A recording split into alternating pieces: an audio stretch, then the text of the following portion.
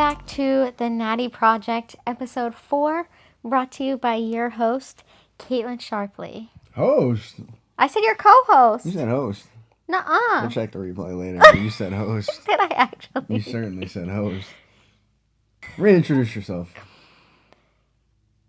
Hi, my name is Caitlin Sharpley. I am the co-host of the Natty Project. Your host, Jared Moore, is alongside me. Anyways. Okay, the introduction's over and done with. Great job. Today, we're talking about the differences between powerlifting and bodybuilding. So, if you stuck along for the ride and the gym turned into a sport or something more than a lifestyle for you, congratulations. I wouldn't push that on anybody, but it is something to consider if you fell in love with it and you want to see how far you can take it. So, we both have a little bit of background in powerlifting, just in talking to people, watching people, and getting to know like what the sport's about. But personally, I am a bodybuilder, and Kate's style of training is bodybuilding. Although she doesn't compete, you don't have to compete to train with that intent and train with that purpose. So our training does line up, and typically we'll run the same split because of that up until prep. So we'll see how that goes. We'll see if coach changes anything there. Let's get started with the primary goals of the two. So I'll talk first on bodybuilding, as I can speak better on that. But the overall goal there, whether you're in season, off season, prep, out of prep, whatever you want to say, you want to keep your body fat as low as possible, even when you're on a bulk. And the reason you want to do that is because you want to keep your proportions in order. You want to make sure, while you're filling out your frame in the off season and putting on weight, you're still putting it on properly, and you're not just, throwing on excess fat that's going to be tougher to lose that you don't necessarily need. And a lot of younger guys fall down that loophole because of social media. You'll see guys on there that are just eating crap and putting on as much weight as possible without, some of them will tell you, but with or without using steroids and enhancing, what they're doing to put on that weight. Ideally, if you are a competitor in the sport, you want to keep your body fat as low as possible. And then when you're on stage, your body fat is probably the lowest it'll ever get in your life. The goal is to have the best proportions, the best rhythm. And when you think of a men's physique competitor, you essentially want to look the best on the beach when you think of it that way. When you think of a bikini competitor, it's the same thing. It's not a matter of who's the biggest, who's the leanest, whatever it is. It is solely based on your proportions and who brought the best package to the stage. When you get into classic physique and anything bigger than that, it is a little bit different. Size plays much more of a role, but being a men's physique competitor, that's as far as I'll touch on. If you want to go farther, I would recommend doing research around that. But the training with, we'll get into the training later. You want to talk about powerlifting a little bit? Give them a little bit of insight. Yeah. Well, again, I'm no power lifter. I've never tried powerlifting. You'd be good at it. She's just over here lat pulling her weight, but bench we'll pressing 140 Yep, pounds. it's okay. But powerlifting, the main goal is just to lift as much as possible, as much as you can. They focus on 3 primary compound movements: squat, deadlift, and bench. And basically, they're just going to go for their 1 rep max. When you get to the competition, they give you 3 different tries, and you can increase your weight. They'll let you know, like, if it was good, if you got the green light, or if you got red lighted. But basically, you're just divided up by how much you weigh and then how much you can lift. And that's really all that powerlifting is. We'll get into the difference in training and all of that. But again, I don't really have a large background on powerlifting. I know enough about it. But yeah, that's the summary of powerlifting, I would say. One thing with powerlifters that you'll see in the gym, it's very cool to see actually the different body types that you'll see within powerlifting. I mean, I know a kid we used to work together. We worked out together a couple years ago. He's a powerlifter. He lives down in Texas now. Um, Works out at a powerlifting gym year round. His body type is he's strong, and you can see a lot of muscle packed on, but he's not lean at all. Like, you can't see cuts, you can't see definition, anything like that. Um, but he'll still go and win many competitions because of the strength that he's built up. And then you'll see another power lifter who may or may not be in the same class as him, with six-pack abs, striations everywhere, um, and just a completely different body type. So they have a little bit more wiggle room there. It is all about your overall strength. um, and some people's, well, not some people, everybody's body carries weight differently, so you'll see a bunch of different physiques in that.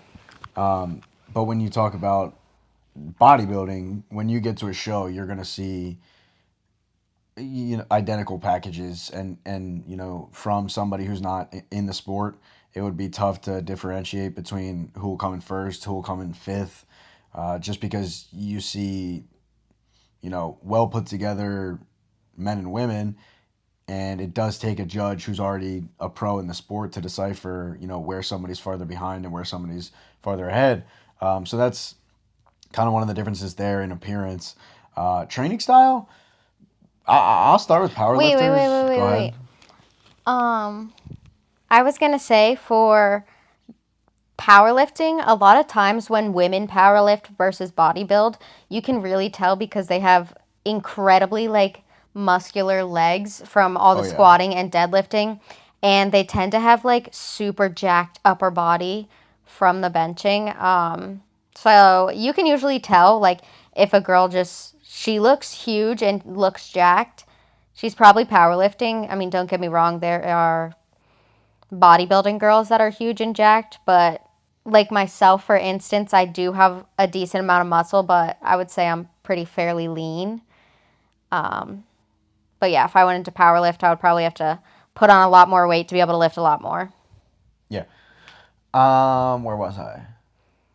Training emphasis for powerlifting. Yes, training style for powerlifters. Again, I only have so much knowledge in this, as I don't train that way and I'm not coached that way. But I know people who coach powerlifters. They compete in powerlifting meets. I work with a lot of them often. I hope you didn't hear my burp.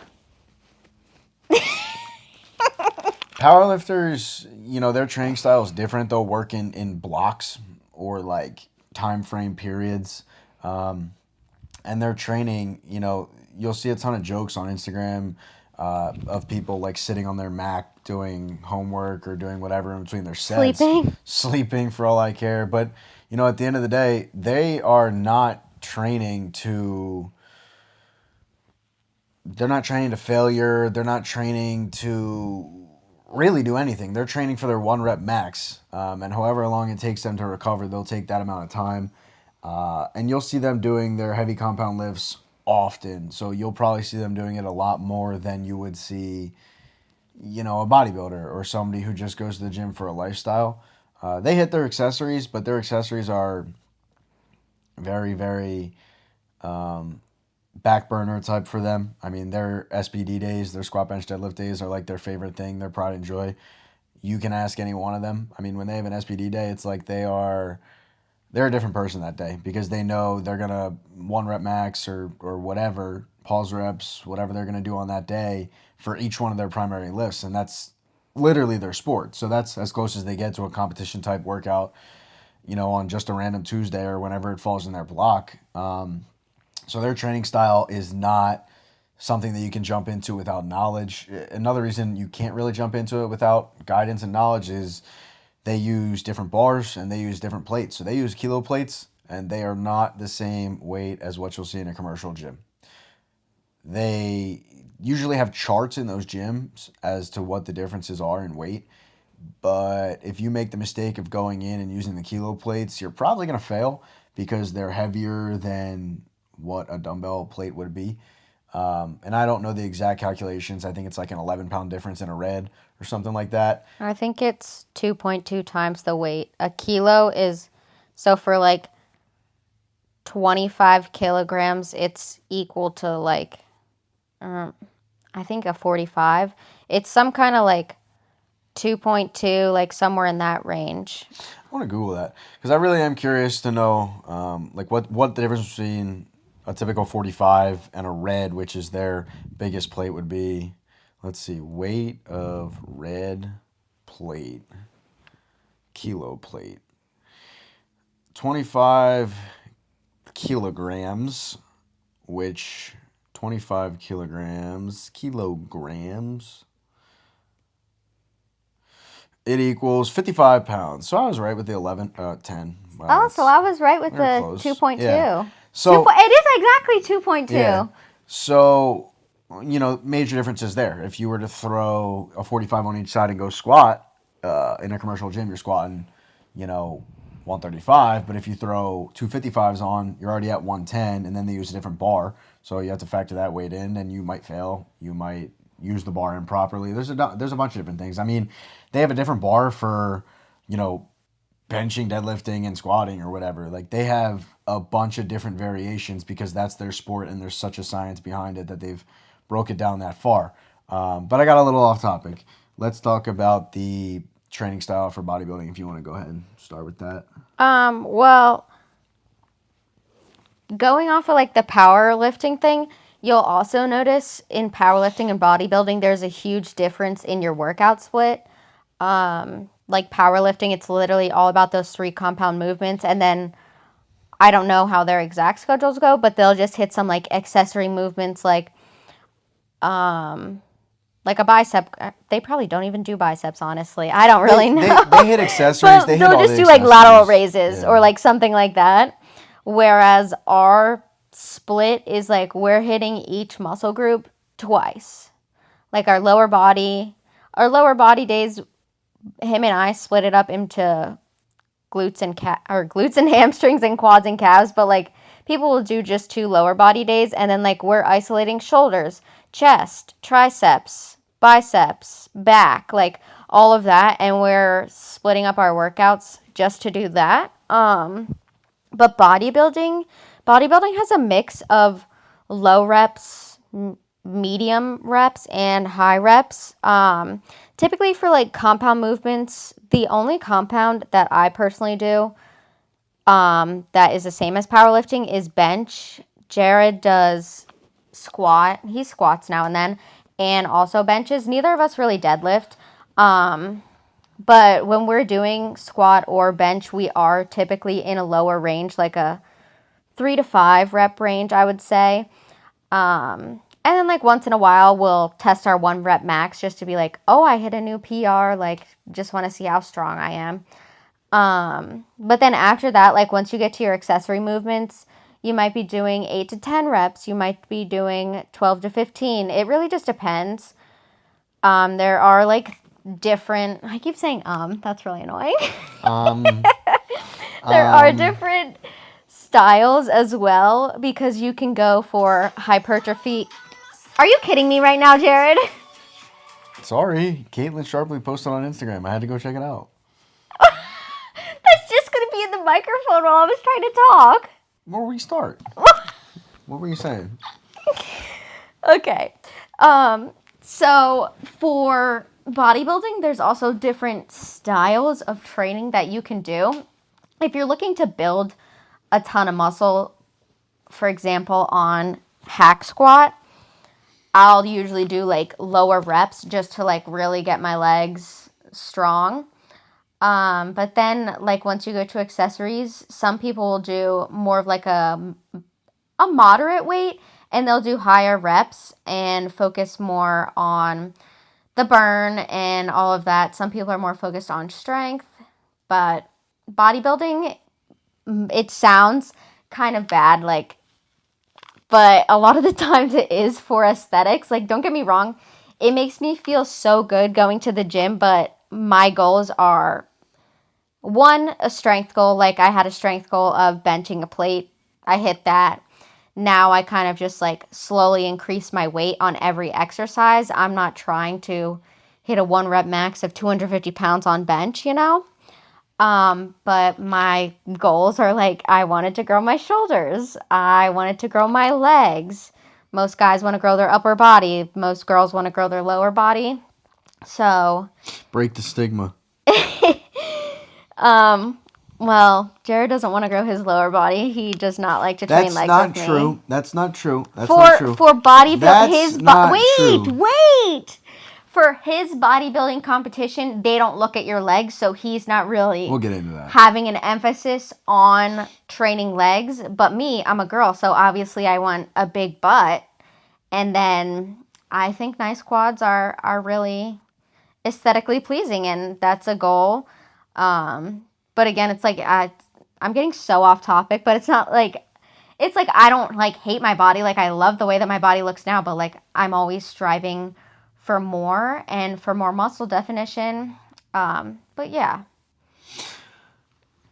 All right. Yeah, it just so happens that every time it's leg day, it's like my mind knows, and then it like sends a signal to my body, and I get sick. No, like, Jared isn't. I hate training legs with him now.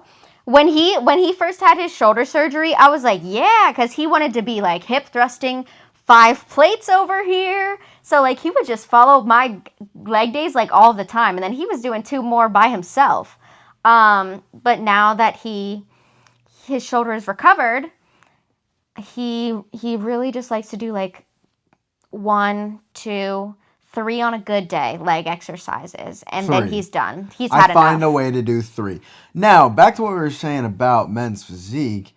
You can Google this, since this podcast doesn't have any video to it. But if there was, imagine there's a little picture of a men's physique competitor up there. Let's use me, for example. I think you should insert a picture of yourself. Insert a picture. Just make that As the just make cover. that the cover for the whole 30 minutes of the track. Yes. Just a picture of me. Okay. A picture of us just standing with our arms out like this. So you wear board shorts. When you think of board shorts, they are exactly what they sound like. They are literally swim trunks made by gym brands for these competitions only. You don't wear these board shorts to the beach. You'll look like an idiot. They're meant to hug your legs and be tight and reach a certain length on your leg. Usually, I think it's like 8 or 9 inches, something like that. I don't really know. I don't really care to know. In my case, it goes right below my leg tattoo. So I that's just like my general realized. guide. Wait, you're gonna look so funny in 9-inch shorts because I'm used to seeing you wear 5-inch shorts.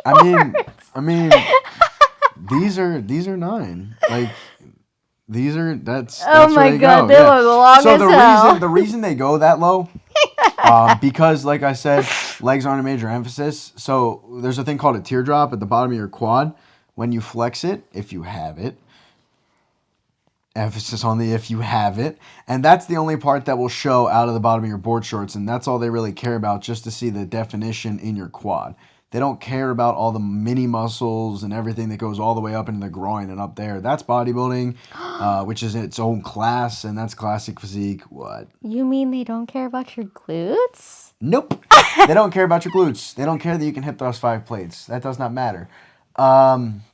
They do care about your calves, but thankfully I have ridiculous I was calf literally genetics. just I don't gonna know- say that I don't Jared know where has that came from. the most insane calf genetics you will always Yeah. see. No, it could be 4 degrees out. This man is veined up in the calves. They're always pumped. So he does tend to skip calves. That's one of the leg exercises that I do that he will tend to skip. If it ain't broken, don't fix it. But anyways, they are looking for a V-taper from your shoulders through your lats down to your waist. Picture a V. That's what they want to see. And then on front and back, that's what they want to see. They want to see even proportions. So if you're right hand dominant, your right side should not be disproportionate compared to your left. And then, decent size, but not overpowering. So your chest should be noticeable, but it shouldn't be, blasting off your body. It shouldn't be, looking like a classic physique type competitor. And that's not a shot at them. It's just a totally different class for that exact reason. So that's why I don't train legs as much as I do. Usually every quad day I'm going to do some form of a squat variation because it's a compound. You should do it. It strengthens your core in the process. And obviously you work from the bottom up. That's important. But legs are not an emphasis for me. They don't need to be. unless I decide I want to switch classes and go to some classic physique. But I don't see that happening in the near future. And mind you, Jared already has like pretty defined quads.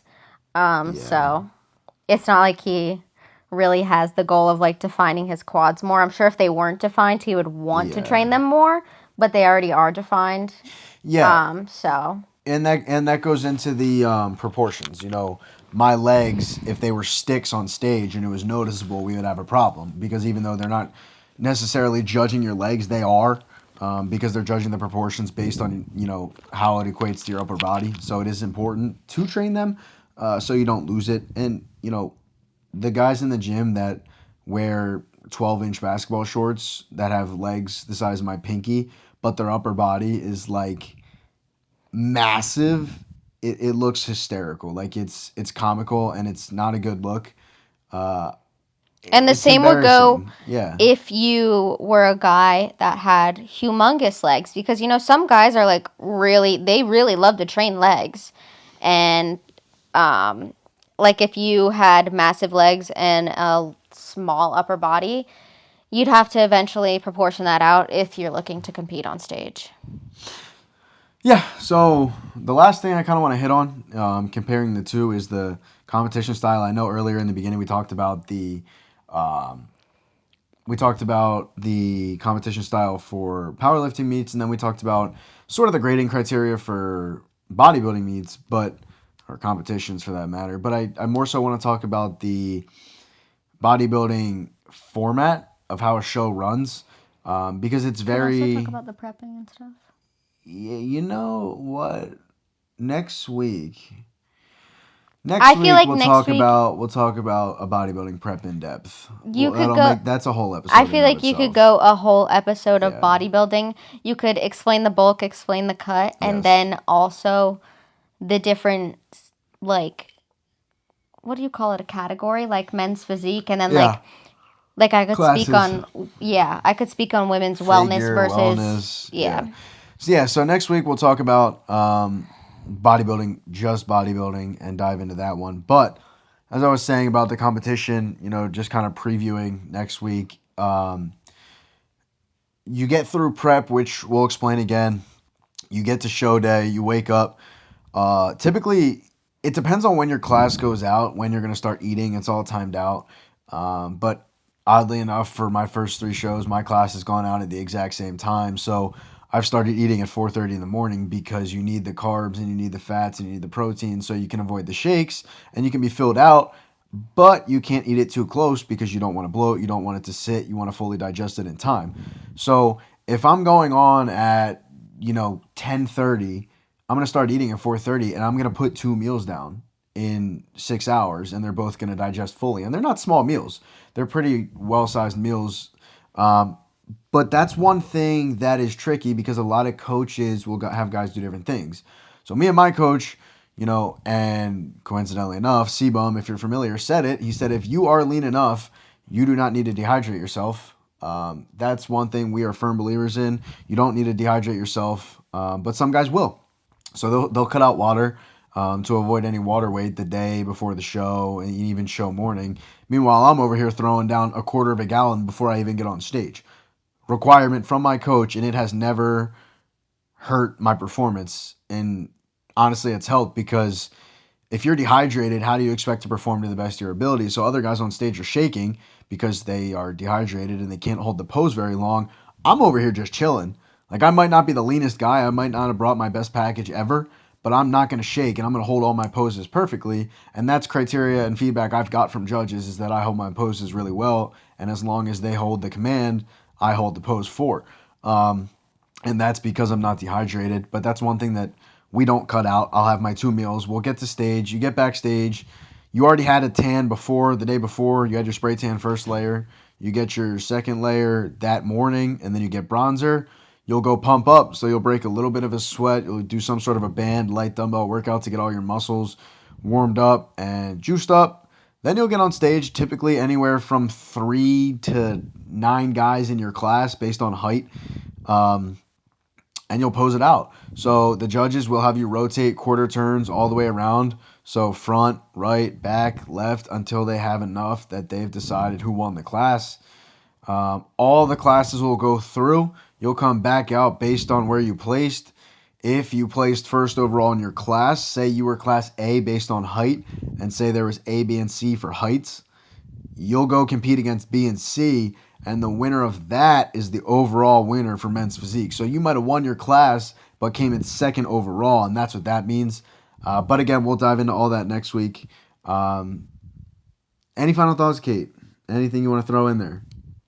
You want to try the outro today? Sure. You didn't love the intro very much. You want me to do the outro? Anything you Yeah. want to add? No, that's about it. That's about it. Well, you heard her. That's about it. So next week we're going to go full into bodybuilding, the ins and outs of prep, furthermore into what a show day looks like, what a prep consists of, why you need a coach, you can't do it alone, and anything else that we can pull within the next week to throw into a segment about bodybuilding. So we'll see you next week.